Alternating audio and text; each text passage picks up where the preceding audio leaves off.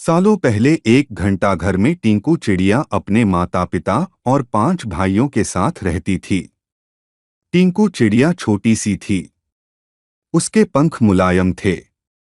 उसकी माँ ने उसे घंटाघर की ताल पर चहकना सिखाया था। घंटाघर के पास ही एक घर था जिसमें पक्षियों से प्यार करने वाली एक महिला रहती थी। वह टिंकू चिड़िया और उसके परिवार के लिए रोज रोटी का टुकड़ा डालती थी। एक दिन वह बीमार पड़ गई और उसकी मौत हो गई। टिंकू चिड़िया और उसका पूरा परिवार उस औरत के खाने पर निर्भर था। अब उनके पास खाने के लिए कुछ नहीं था और न ही वो अपने लिए खान जुटाने के लिए कुछ करते हैं।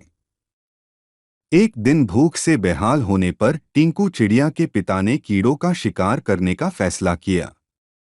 काफी मेहनत करने के बाद उन्हें 3 कीड़े मिले जो परिवार के लिए काफी नहीं थे। वे 8 लोग थे, इसलिए उन्होंने टिंकू और उसके 2 छोटे भाइयों को खिलाने के लिए कीड़े साइड में रख दिए। इधर खाने की तलाश में भटक रही टिंकू, उसके भाई और उसकी माँ ने एक घर की खिड़की में चोंच मारी ताकि कुछ मिल जाए, लेकिन कुछ नहीं मिला। उल्टा घर के मालिक ने उन पर राख फेंक दी, जिससे तीनों भूरे रंग के हो गए।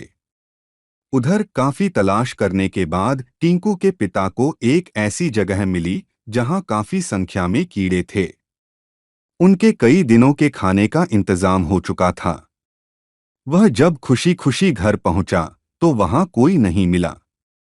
वह परेशान हो गया। तभी टिंकू चिड़िया, उसका भाई और माँ वापस लौटे तो पिता उन्हें पहचान नहीं पाए और गुस्से में उन्होंने सबको भगा दिया। टिंकू ने पिता को समझाने की काफी कोशिश की। उसने बार बार बताया कि किसी ने उनके ऊपर रंग फेंका है, लेकिन टिंकू के हाथ असफलता ही लगी। उसकी माँ और भाई भी निराश हो गए, लेकिन टिंकू ने हार नहीं मानी। वो उन्हें लेकर तालाब के पास गई और नहलाकर सबकी राख हटा दी।